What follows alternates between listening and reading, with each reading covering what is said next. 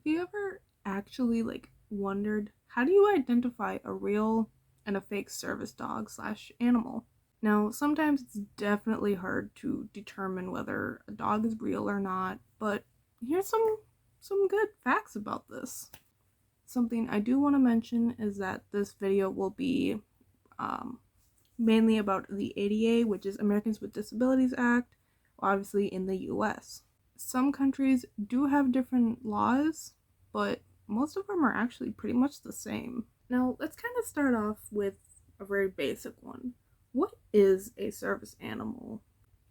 So I will read this directly from the ADA. The ADA definition of a service animal is a dog or miniature horse that has been individually trained to do work or perform tasks for an individual with a disability. The task performed by the animal must be directly related to the person's disability.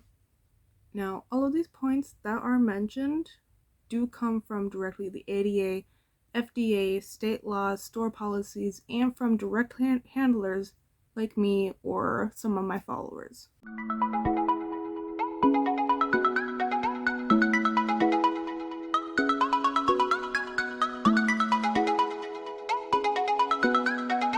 Straight from the ADA and most state laws, generally the dog must stay on the floor or the person must carry the dog. Service animals should not be placed in shopping carts. Some people think that the word generally means they can be in carts sometimes, but that's completely wrong. I just want to explain this. It talks about how the dog is able to be off of the floor, like being carried. The ADA gives an example of this. If a person with diabetes has a glucose alert dog, he may carry the dog in a chest pack so it can be close to his face to allow the dog to smell his breath to alert him of a change in glucose levels. Now, nothing is actually written about service animals in things like strollers. However, it is pretty frowned upon in the service dog community for a few reasons, like service animals being in a stroller. It could be almost impossible for the dog to alert or task, especially if the dog is strapped in by his vest or if the stroller is zipped up, like here's an example.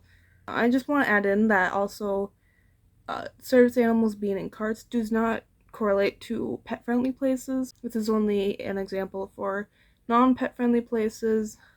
So, for example, a Walmart, do not have your service dog in a cart.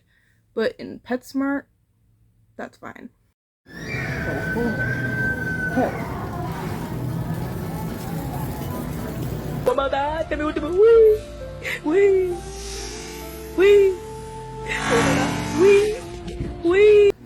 There's a fake service dog.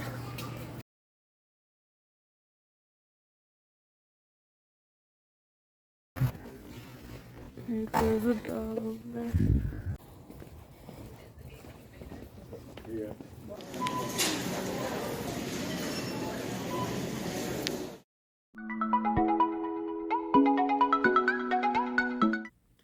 A service dog should not be acting out. A service dog should not be aggressive, showing any kind of aggression like barking, growling, etc.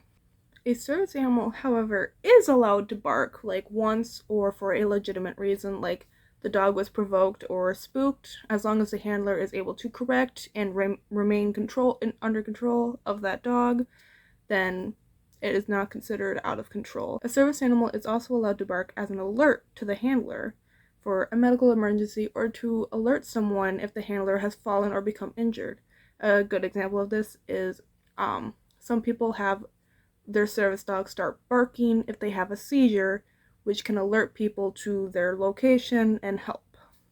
On a service dog, You what? keep your dog away, please. That's not a service My dog. dog's on. Get your dog away. Thank you. Maybe take control of your dog. Serious? Are you serious? Get that Maybe take control of your dog. No, Jesus Christ.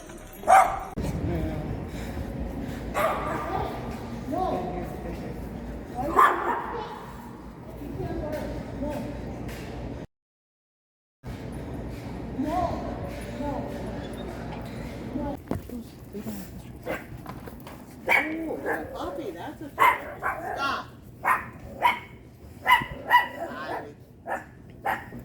You know Walmart's not pet friendly, right? Huh? Walmart's not pet friendly.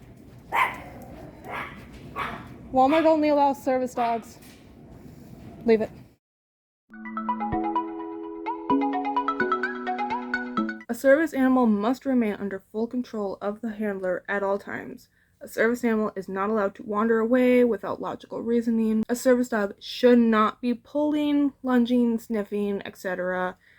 Service dogs should not be greeting other people.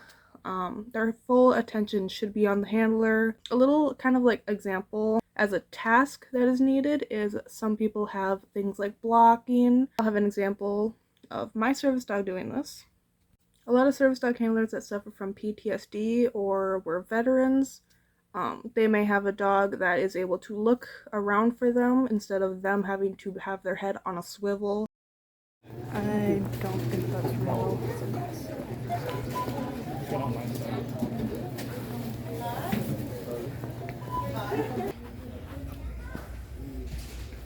No, they don't have any.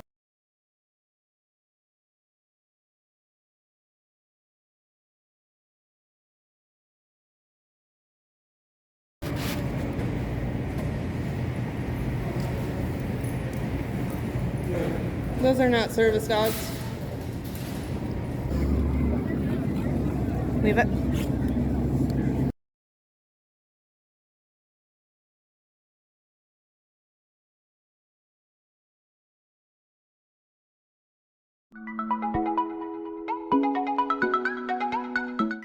Service animals must be housebroken before having any type of legal public access rights. Now, obviously, a service animal is still an animal. They can have accidents.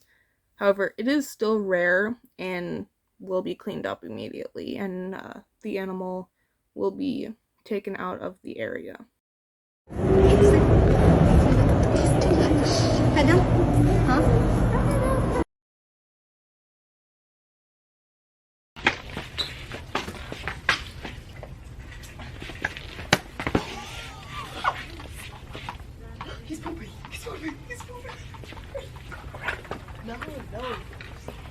Journey, why'd you poop on the floor, bro?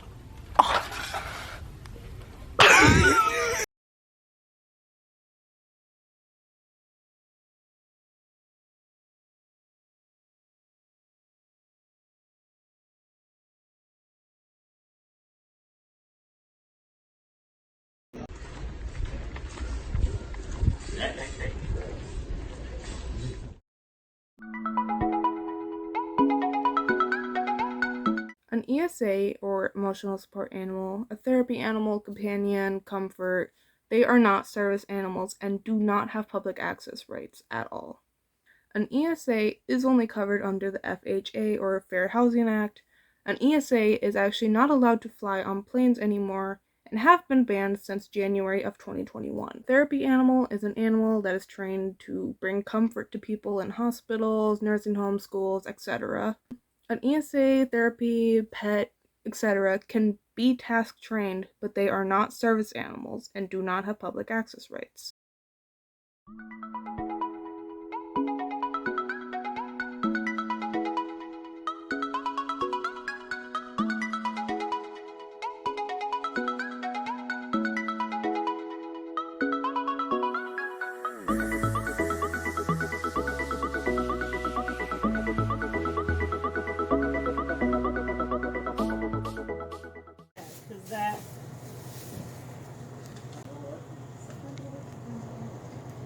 Why do you put it on like that?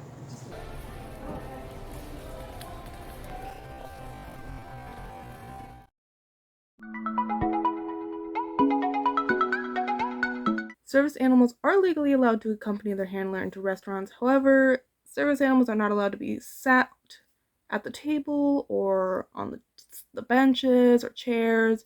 They need to be on the ground or on the floor, is what a lot of handlers say. The only area a service animal would not be allowed to accompany the handler is in the actual kitchen of a restaurant. From the ADA, it states, "Are restaurants, bars, and other locations that serve food or drink required to allow service animals to be seated on chairs or allow the dog to be fed at the table?" And it says, "No, seating, food, and drink are provided for customer use only.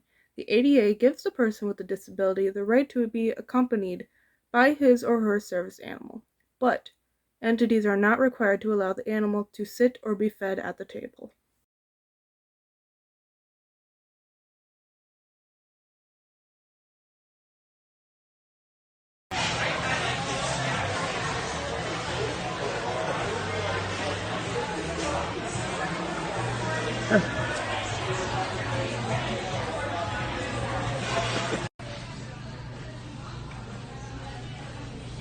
Here, you want the rest? You want any water? Or do you want your other burger?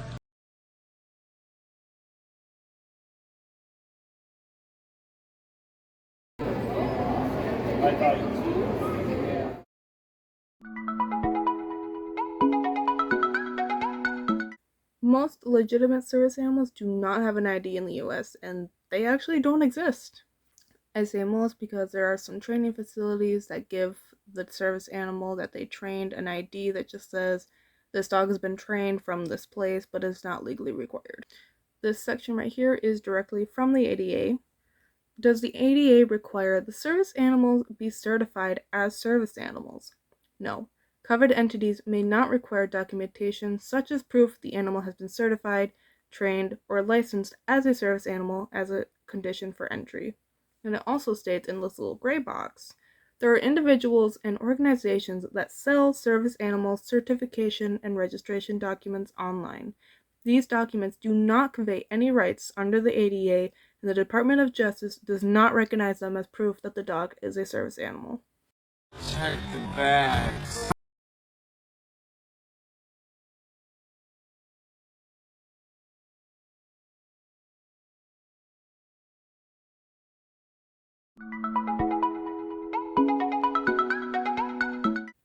If your dog qualifies for a service dog itself, they should not be a service dog. End of story. Now, technically, the ADA does not say anything about a service dog with its own disabilities. However, that is straight up abuse. I don't care who you are, I don't care what.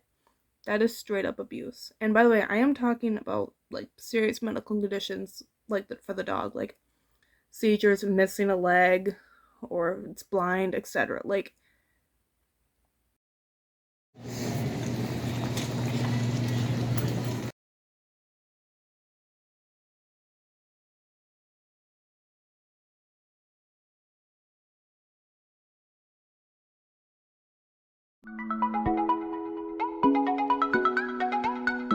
a very big misconception about service animals is that they can be any type of animal, and that's very wrong. In the US, per ADA definition, a service animal is defined as a dog or a miniature horse. I also want to mention that if a dog has wolf DNA or is a wolf hybrid, they cannot legally be service animals. George. Oh, is that your... The 25-pound bird breezes past security. They make their way down the... He is a federally licensed emotional support alligator. He is far from a typical alligator.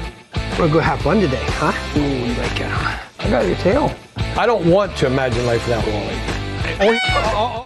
Now, I want to take a quick second to talk about some ways that you cannot tell a service animal is real or not immediately. If you see a dog in a store without any type of vest or identification and it's well behaved, chances are that that is a real service animal. A service animal does not actually have to wear any vest or any identification. This is straight from the ADA. It says, do service animals have to wear a patch, a vest, or a specific harness identifying them as service animals? No, the ADA does not require service animals to wear a vest, ID tag, or specific harness.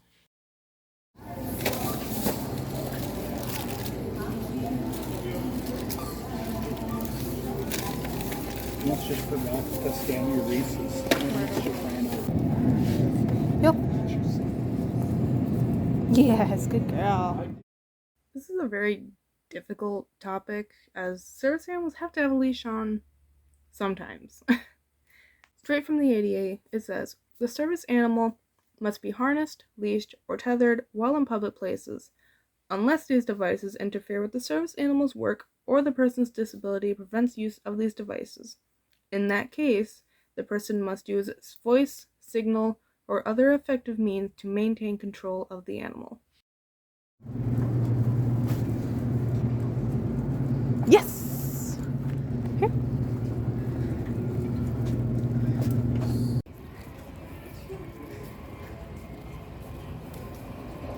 Stop. I'm gonna stop here quick so they go by. Right. Sit. Yes.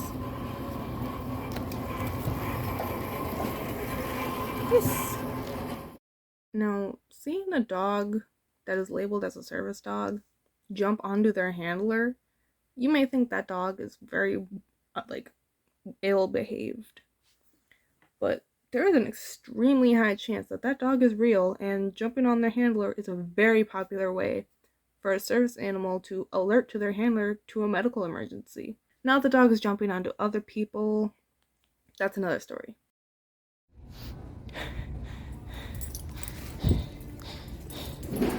Good job. Go through. Now, besides a wolf or wolf hybrid, any breed of dog can be a service dog. Chihuahuas, American Pit Bull Terriers, Pomeranian, Huskies, as long as the dog is able to do proper tasks for their size, any breed of dog can be a service dog.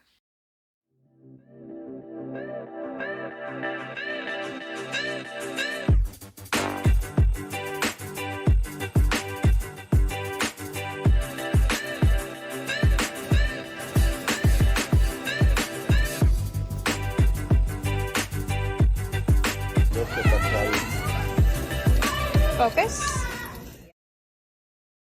Fun fact, a handler is actually allowed to have more than one service dog at a time. These are called tandem teams. The most common form of this is having a fully trained service dog and a service dog in training at once. Or someone might have a small dog to do medical alert, or a big dog who can do guide work or mobility work.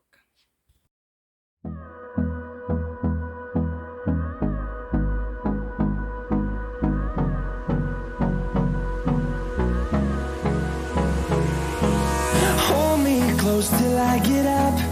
Time is barely on our side. I don't wanna waste what's left. The storms we chase. Now, I hope you guys like this video. If you like that video, subscribe to me, like the video, comment, random things.